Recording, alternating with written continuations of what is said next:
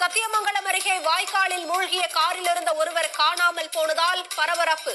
காரை ஓட்டி பழகிய போது வாய்க்காலில் விழுந்ததால் விபரீதம்.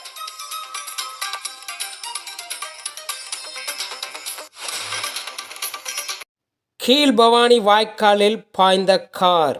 இது எங்கே நடந்ததுன்னா ஈரோடு மாவட்டம் சத்தியமங்கலம் வட்டத்தில் கீழ்பவானி வாய்க்காலில் இந்த சம்பவம் நடந்திருக்குது. 3 இளைஞர்கள் சென்றிருக்கிறாங்க அந்த வாய்க்கால் ஏரியில். அது பயணம் செஞ்சவர் இந்த கார் ஓட்டுவது புதிய பழக்கமாட்டு இருக்குது. உள்ளே பாஞ்ச காரில் பார்த்தீங்கன்னா 2 பேர் கதவை உடைத்து தப்பித்து வந்து விட்டார்கள். மீண்டும் ஒருவர் மட்டும் வரும்பொழுது அவர் நீச்சல் தெரியாதனால மூச்சு திணறல் ஏற்பட்டு தண்ணியிலே அடித்து செல்லப்பட்டார். கார் இரவு இந்த கார் பொக்லைன் போட்டு எடுத்து வந்த காட்சி தான் இது. அந்த ஒருவர் இன்னும் தேடப்பட்டு உள்ளார், இன்னும் கிடைக்கவில்லை.